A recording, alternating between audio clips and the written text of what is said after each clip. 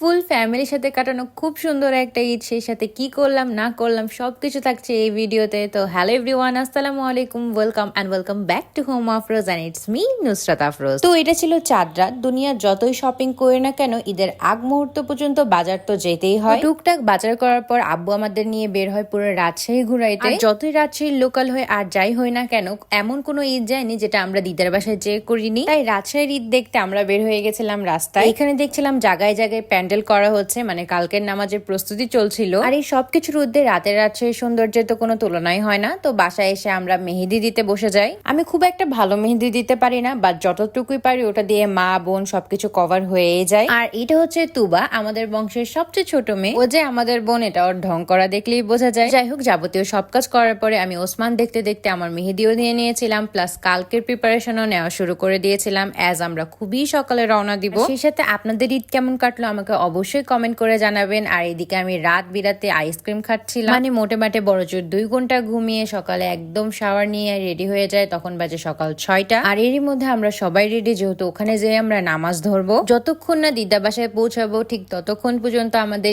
ঈদই শুরু হয় না। আর এত সকালে বের হয়, পুরো রাস্তায় একদম ফাঁকা ছিল। আমাদের ঈদ শুরু হয় এইভাবেই, আর মোমাপুর সাথে কথা বলতে বলতে। আর যখন আমার ঈদ শুরু তখন আমার বোনের প্রায় ঈদ শেষ। আর এইভাবে কথা বলতে বলতে আমরা কখন পৌঁছে গেছি বুঝতেও পারিনি। তো বাসায় কোনো মতে ঢুকতে না ঢুকতেই দেখি ছোট আম্মু আমাদের জন্য বিশাল আয়োজন করে রেখেছে। এখানে সেমাই, পায়েস, ডিমের হালুয়া সহ বিভিন্ন রকমের মিষ্টি ছিল। আমি মিষ্টি খেতে পছন্দ করি না, কিন্তু এই ঈদে কেন জানি অনেক বেশি মিষ্টি খাওয়া হয় আর খেতে ভালোও লাগে। আমাদের আসার কিছুক্ষণ পরে মেজাব্বুরাও চলে আসে, তো পুরো বাসায় একটা আমেজ হয়ে যায়। তারপর আব্বুরা ভাইরা সবাই মিলে একসাথে নামাজ পড়তে যায়। আর অন্যদিকে আমরা ঘর টর গুছায় একসাথে নামাজ পড়ে একদম রেডি হয়ে যায়। আর এই সময় আমি আর আম্মু ট্রেনিং করছিলাম। এরপর সব কাজ কমপ্লিট হওয়ার পর আমি আর তুবা এখানে ওয়েট করছিলাম কখন আমার ভাইরা আসবে। ছাদে উঠে দেখি অনেক সুন্দর সুন্দর ফুল গাছ আছে, আর এরকম সবুজ দেখলে কার না মন ভালো হয়ে যায়। তো এইদিকে আমরা ওয়েট করছিলাম, আর অন্যদিকে আম্মুরা রান্না করছিল। যেহেতু সকালের প্রথম খাবারটা আমরা এখানেই খাবো, তাই আম্মু ছোট আম্মু মিলে একসাথে রান্না করছিল। আর নামাজ পড়ার পর ওরা আসার পরে এই ঈদের সবচেয়ে ইন্টারেস্টিং পার্ট, মানে সালামে দেওয়া নেওয়া শুরু হয়ে গেছিল। তো এখানে মেজাব্বু আমাদের একে একে সবাইকে সালামি দিচ্ছিল।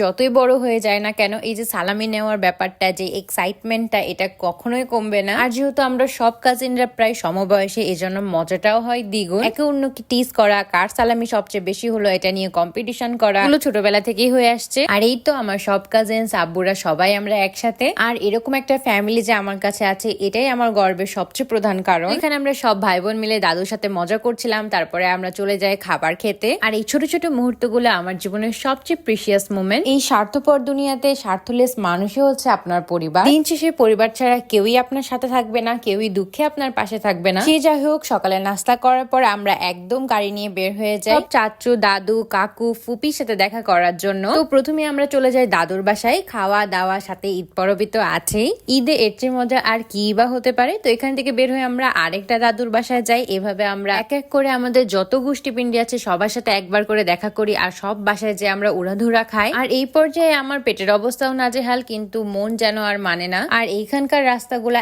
এত সুন্দর, চারিপাশে গাছ গাছালি দিয়ে ভরা। আর যেহেতু পুরা এরিয়াটাতেই আমার আত্মীয় স্বজনদেরই বাসা, তাই এক বাসা থেকে আরেক বাসা এইভাবে বাগান দিয়েই আমরা চলে যাচ্ছিলাম। আর প্রতি বছর এইভাবে মেজাবো আমাদের সবাইকে নিয়ে একদম বের হয়, যাতে বছরে একদিনের জন্য হলেও সবার সাথে দেখা হয়। তো সবার বাসা ঘোরার পর আমরা সবাই মিলে চলে যাই এখন ফুপির বাসায়। আর ফুপির বাসায় না খাওয়া পর্যন্ত আমাদের কোনো ঈদই ঈদ না। আর ফুপিও অলওয়েজ আমাদের জন্য আগে থেকে অনেক অনেক রান্না করে রাখে। বাসায় যতই রান্না হোক, আমরা দুপুরের খাবার অলওয়েজ ফুপির এখানেই খাবো। আর আজকের পুরা একটা দিনই যে কত বেশি খেয়েছি এটা বলার মতো না। খাওয়ার পর গল্প, মজা, আড্ডা সবকিছু দেওয়ার পর এখন ফুপিকে নিয়ে আমরা চলে যাব আমাদের দিদা বাসায়। যে অনেক অনেক খাবার, এভাবেই পুরো একটা দিন চলে গেল। তো আজকের মতো এই পর্যন্তই। সবাইকে জানাই ঈদের অনেক অনেক শুভেচ্ছা। Thank you so much.